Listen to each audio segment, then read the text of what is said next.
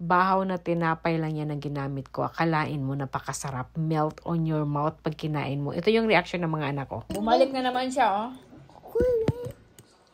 Dahil gusto na naman daw niya, oh. Ay, wari na. Yummy! Yummy? No, I'm just... Oh, yukuri! Continue na kayo dito na yukuri! No. Yummy! Lingkong mo? Hi. Ha? Lingkong mo? Hi. Yummy! Pati yung mga anak ko, pati yung panganay ko, first time nagpapakamera. Diyos ko, masarap daw, sabi niya. So, we will start 250 ml ng fresh milk. Kung walang fresh milk, pwede powder. Tunawin nyo kahit anong brand, okay. 1 teaspoon ng vanilla essence. Tansya ko lang, pero 1 teaspoon talaga yan. Naglagay din ako ng isang itlog na M size. Pwede naman siguro S size. Hindi naman to binibenta. Okay lang yan.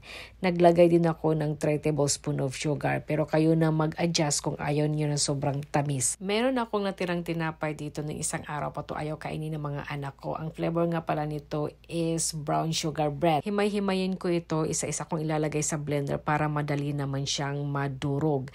Actually, dapat maglagay pa ako dito ng 200 ml na hot water, kaso lang maliit masyado yung blender ko, kaya mamaya ko na lang siya ilalagay pag iluluto na natin ito sa kawali. Paaapuyan nga pala natin or paiinitin lang natin to, hindi talaga yung pakukuluan, okay? Naglalagay din pala ako dito ng 1 teaspoon ng butter, so kung walang butter, pwede naman margarine. So, ang gagawin ko dito ay i-blend ko siya hanggang sa mas smooth.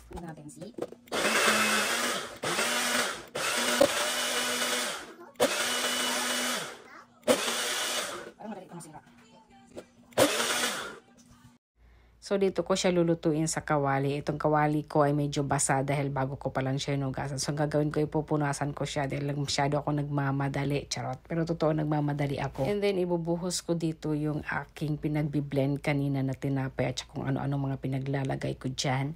And then, hahaluin ko siya ng maigi hanggat para hindi siya magdikit-dikit dyan sa ating kawali.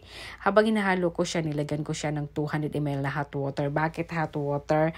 Para madali na lang siyang kumulo. So, 200 ml. So, lahat-lahat ng liquid na ginamit ko is 450. Naglagay nga pala ako ng gelatin powder pero may collagen yan. O, take note, may collagen. Charot. Pero totoo, nakakaganda yan. Kaya gawa na kayo, bili na kayo. So, halu-haluin lang natin ito para talaga siya mahalo ang lahat. So, pag ganito na yung texture niya, pwede na ito. Hindi yan kumukulo ha, pinapainit ko lang yan. And then, ilagay ko siya sa aking mahiwagang hulmahan. Charing. Ayan. 2. So, ilalagay ko yan dyan. So, hatiin natin sa 2 para hindi naman sila mag-away. Dapat pantay kasi pag hindi pantay, bakit maliit sa kanya, bakit malaki sa akin, bakit ganito, bakit ganyan, ganun. Alam mo naman yung mga bata, no?